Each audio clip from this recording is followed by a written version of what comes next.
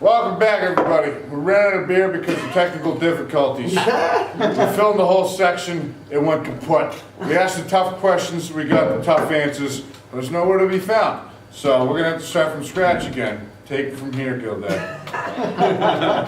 Good introduction. Oh goodness, it's tough to run like that. You know, we were just explaining or just discussing how. We just explained, we just discussed. As you know, Peter's been a mainstay in the area. You know, top talent in the area. You used to be the guy who was very flamboyant. I always hate using that. This flamer. Stop it! Keep going! So, but yeah, you know, the vocal one. Eccentric, maybe? Well, you know, and then now you boisterous. have... Boisterous? Boisterous. Would be. Right. And so you have, now you have... We need Hammersmith with a good, like, wordsmith that he is. That's right. So listen, you have Giannetti. At this point, I know you've needed to call out, or you've called out one other person, or you've called out one person. So you've been on the other end.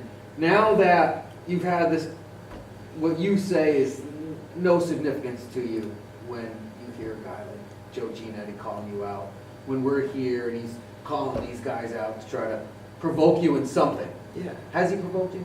No. No. Oh, excuse me, I talked too quiet. No, he hasn't, because like we just spoke about, I mean, I have my sights set on my goals, and I'm very close to those goals. I think I'm a goal for a lot of up-and-coming guys to fight. I think he's going about it a certain way, and that's all I'm going to say about that. You know, it is what it is. He's trying to make a name off of himself with me, you know, and if he wants to be the guy that lost to someone before they got to the UFC, then that's what that is, and then he'll always have that claim to fame. Or even better, he'll be able to say, oh man, that one guy that got to the UFC and he knocked all those motherfuckers out, he ducked me. He ducked me before I went to the UFC. Dude, and it really has nothing to do with JoJo. Nothing to do with him. He's not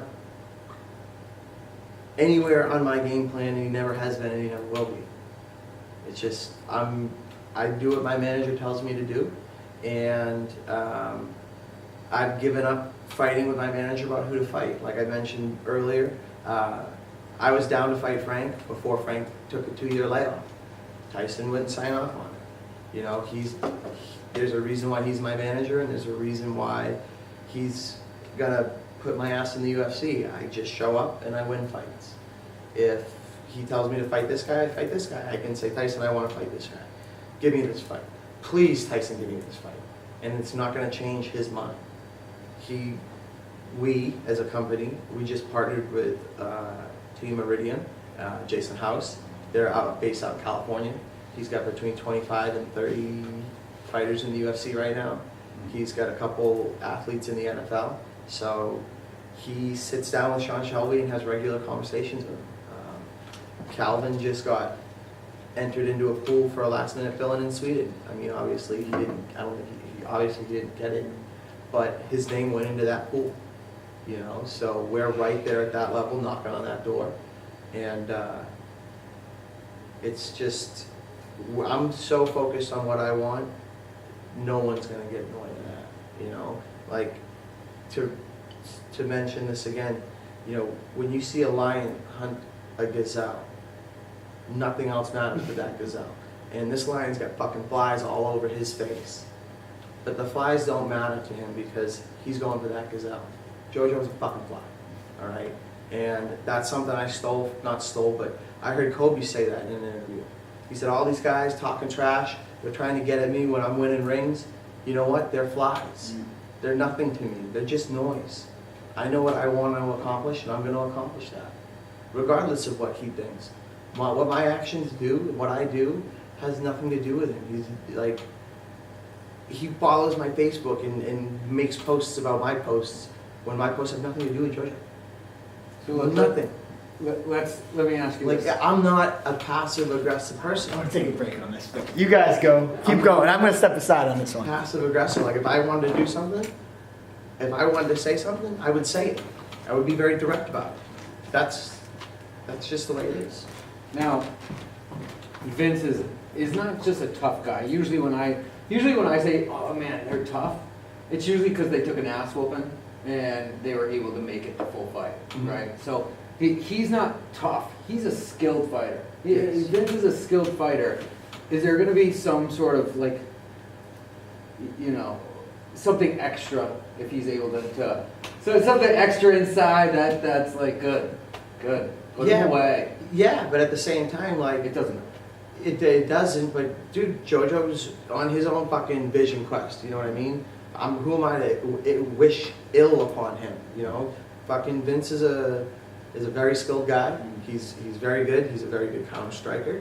And, I mean, he trains with Dwayne a few times a year, so he's on point. He's got his own academy down in Tampa. But, yeah, I mean, you can't say enough good things about his career and who he's fought. Don't mind that Skip. Mike was in a safe space. He didn't want to be involved in the trash talking. He went and got me another beer. You're welcome back. Come on.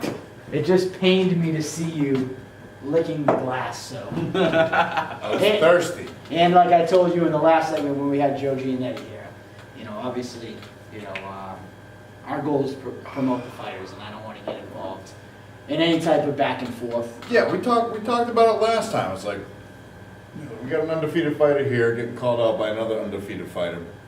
We all have the same end goal when we're talking as a community. The New England fight game is one of the more talented areas in the nation that's trying to get to the big show. So why not just like try and get there collectively? I mean, the best need to fight the best eventually, but like, it's like you're knocking on the doors. Mm-hmm. You've got the management team right there. You got a manager right there that's got a good foothold with a company that's got 30 guys in the UFC with promoting professional athletes left and right. So you're in a good spot, Right. and you can taste it, and you're right there, and it's like you want to see you get there. Everybody wants to see you get there, no matter regardless if they're a fan or not, or whatnot. It's like I want to be able to say I watched him on the local scene. I called 2 of his fights. I called 3 of his fights, and now he's fighting, and friggin' Brian Stan and Joe Rogan are calling his fights. It's like I want that. That's like just that. me as Yeah. just me as a fan and as a commentator. But I think the whole community wants to be like, yeah, I remember watching him fight in Plymouth. Whether it's like even people that aren't affiliated with Sit Tong and Junico, where you train out of, Right. like people who just like who know your names. I remember watching Peter Barrett. It's just knowing that he came from where I was a fan base for. I knew him before he was big. It's something that everybody wants to see. And that goes the same for JoJo, that goes the same with Manny, that goes the same with anybody, for you, for Chris. Yeah, you're sleeping over here. Yeah, you do fight too. That goes the same for anybody that we're trying to like promote as an MMA community to get to that big step, because it's like every town's got that hero athlete. Yeah. That makes it to the big league or whatnot, whether it be in basketball, or baseball, or football. It's like, ask anybody in Waltham if they know who friggin' Fred Smirlis is. So everybody knows who he is. The defensive lineman for the Buffalo Bills for so many years, and he's that hometown hero for life. And as we as an MMA community, we can know when Peter Barrett fights in the fights. Who's going to be the Abington hometown hero? Dude, we got 2 neighbors No, competing to get there first. Yeah, you and Manny. Remember we talked about We that. live a stone's throw away. We talked about We did definitely talk about that, and I thought that was funny. I didn't think that you guys were like that. Oh yeah. I I'm pretty sure I was going for a run the other day and he drove by me. Yeah, you Going didn't around watch the neighborhood. You didn't watch the first episode. What I said is like, I'll get a license and I will ref a fight in the backyard unsanctioned just to see who wins. So both you stay technically undefeated. You can both get there at the same time. You can still settle your disputes. Manny told a story that when he fought Max, I guess Max was shoveling the day of the fight, and he's like, hey, he rolled down his window, hey, I'm gonna kick your ass, and he like held the belt out the window or something. I don't know. He told some funny story. That was kind of interesting. I mean, yeah, a lot of that happened. We were out shoveling that day. There was a lot of snow that day. And he happened to drive by and said, "What's up?" And I can't believe you didn't watch the first episode, because we told the story. I don't even know if I ever told you the story, how that fight came to fruition. Did you know how that fight came to fruition between Max and Manny? No. Yeah. No. So Watch that. He's gonna watch the first episode. all right, fine. Watch You're the gonna go first over that. episode. Watch the first episode. There was like some funny story about it originally, but I don't remember specifically. Dude, we fought. There's like, what, 30 fights between me and Max? Yeah. Yeah, but it's definitely it was a nice, like, one of the things that we talked about in the first episode, and we didn't get too much into it last episode, but like, you know, funny stories behind the scenes. That was like our idea behind having this talk and this show is like, there's so much things that go on in the community, and you know, we all hear, like, how many times can you hear Peter Barrett 8-0, he's fought this guy, he's won by decision, this, and this, and the fighter B, he's done this, and you just rattle off statistics and stuff, but it's like, we wanted this to be more like laid back and chilled, and like, it's like a round table, even though we're at a square table, you know, but a talk where it's just kind of shooting the shit casually, tell some funny stories, things that people don't necessarily hear, and that was one of the big talks. Our first episode was how the Max and your brother fought Manny. Because Manny didn't want to fight him. No, he didn't. I knew Manny didn't really want to fight him. Yeah, and Max wanted to fight him because Manny was the best. yeah, so I think that'd be kind of a cool way, since we're on the topic, you know, like, give us a little like, what's a funny story that's involved your MMA career that many people, besides the story that you're one fight for me, that's a funny story. This is probably the one I'm going to talk about. Yeah, you gonna talk about the Russo fight? Yeah, dude! He This got poor- fucking herpes on his face with a cold sore, but it's the same thing. And Yeah, exactly. You're a herpes fighter, and you're like, oh crap. He gets cleared medically upstairs. I get cleared medically upstairs. I haven't seen the motherfucker all day. I'm up there warming up. I had friends in town, friends in from Colorado to like watch this fight, and I'm walking down to the cage, and they're like, nope, go back up, and I'm like, what do you mean? They're like, the doctor's not clearing this kid. You're not going into the cage. And I'm like, what? Like, yeah, he's got a cold sore. And I'm like, wait, what? And then, lo and behold, I think I just said that a minute ago, but before that night was over, his roommate came up to me and was like, yeah, I told him yesterday he wasn't going to be able to compete with a cold sore. And he didn't believe me. But he got cleared upstairs. The cage-side doctor said no. The cage-side doctor goes, listen, if you punch that kid, and then you punch him in the eye, he's going to get herpes in his eye. You're going to get herpes in your eye. There's going to be herpes all over that cage. And I was like, Oh, God. I'm not fighting this dude. Not fighting this dude. And the funniest part is, like, Russo, if you know him, he's like, he's probably the Russian, like, from Rocky, like, doesn't speak, About to break. you know, he does speak English, I shouldn't. But he has a very heavy but, you know, Russian accent, he, in the hustle and bustle, like, he's the first guy that walks to the cage, and now, he's at the bottom of the stairs, and no one really knows what's going on, but I think You guys one of remember the ref? the referee might have been Steve Rita, or Kevin McDonald, I forget who, we'd have to watch the tape, but it was we're talking about, you know, cage size like 10 or cage size 12, a long time ago. Getting checked out by the doctor, and then all of a sudden, you know, this was a highly anticipated fight. You know, Pete was, were you the title holder? No, or? he was. He was no, the title. He was right before he got the title. So, it was a bit, he was undefeated. No, what happened was I was supposed to fight someone else. And my guy didn't make weight, and his guy didn't make weight. We made a fight right there. Yeah. And I was like, I'll fight him. And you were like, Connors was like, no, Sigatong this, Sigatong that. And I called Tyson, I think. Because Tyson was still had like saying who I was fighting as an amateur a little bit towards the end. But I was like, can I do this? And he was like, yeah, it's fine. Yeah, so the crazy thing is that, you know, there was a highly anticipated fight, because once we kind of said, hey, this got put together at weigh-ins, they were both at the top of the crop at that time. And, you know, Russo comes down to the cage, and he's standing there, he's, you know, arms straight out like you all see, getting checked out, and they call over the doctor, and he's like, hey, the guy. Now, Russo's like, it's a cold sore, and I don't think he really Where was it? It was on his lip, like, or it was, I think he said it was a zit, but, you know, the doctor thought it was a cold sore, whatever the case may be. He's trying to explain. Again, I don't think English is his first language, so, and I don't think he really knows what's going on. Then all of a sudden, the music hits, and like, Peter's about to come to the cage, but the people stopping him. The crowd has no clue what's going on. And I think we actually brought you both from the cage, because you were already on your way down the steps. And we announced it, and I think people were booing. Yeah, I don't But know. That was so long ago. That was I threw up all night before that fight. Yeah. I got like 2 hours of sleep before that fight. Yeah. And that fight never happened. Yeah. And as soon as that happened, I was like, oh man, thank God. But then you ended up fighting him, and knocked that motherfucker out. You knocked him out. You won the title. In like 50 seconds, maybe? That was probably my 30 favorite. seconds. My favorite run. You know, Him and Lane Nestor. when you talk about opponents. I mean, Pete, you were 4-2-ish.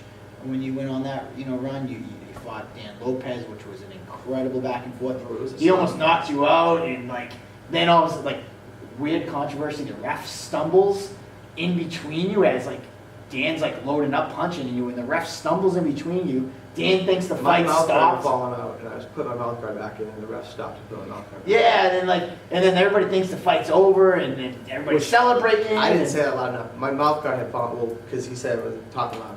My mouth guard had fallen out, so when I was trying to put my mouth guard back in, that's when the ref stopped, so I could put my mouth guard back in.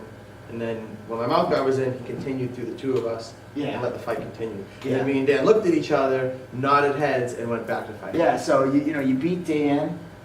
Then you fought Russo, who was 4-0 at the time. Yeah, he was You undefeated. beat him. Then you fought Nestor X, who was 6-0 at the time. And you just went on this incredible run that ended your amateur career. But yeah, that was probably that was the funny story. I was going to go with the herpes, cold sore, Oh, dude. pimple on his lip. That was a very odd Yeah, situation. And then that's when I was still fighting under Mike Barrett at Max, and he was like, that Monday I showed up to training, and he goes, oh, I did a little research on that. He goes, it's a really good thing that fight didn't happen. He's like telling me all this nasty shit about it, and it was like, ugh.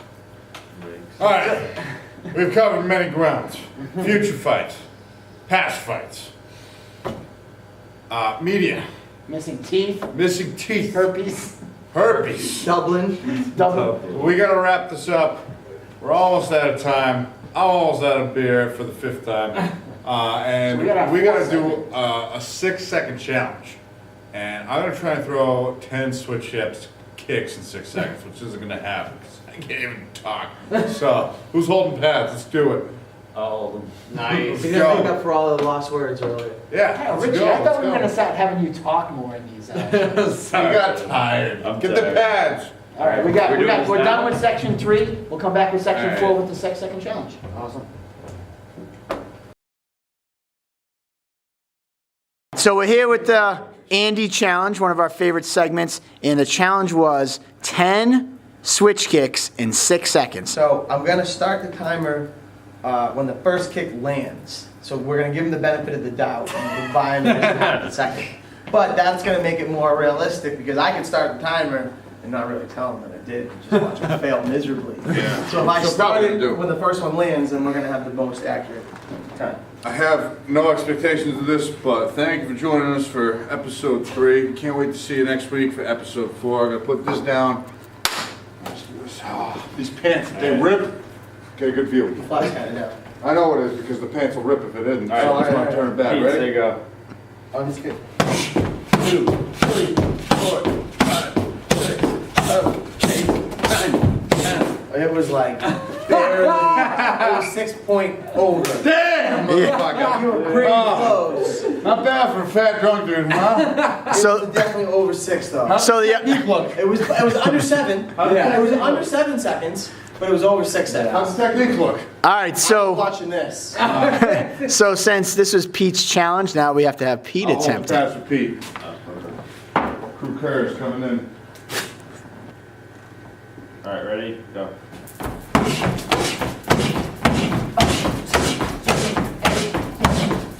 Woo! 5.22. And since Richie, you always hate that we don't include you in the fighter talk. Yeah. Let's see you do this.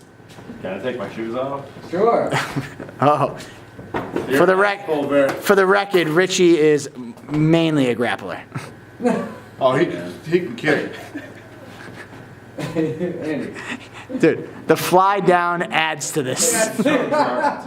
Oh, Oh my god, dude. The front door's completely open. Superman flying low. At least the horse head on the barn. Hold on. All right, Richie, Hold on, it was the Frank of the Beans. how'd you get the Frank above the beans? I'm short. All right, ready?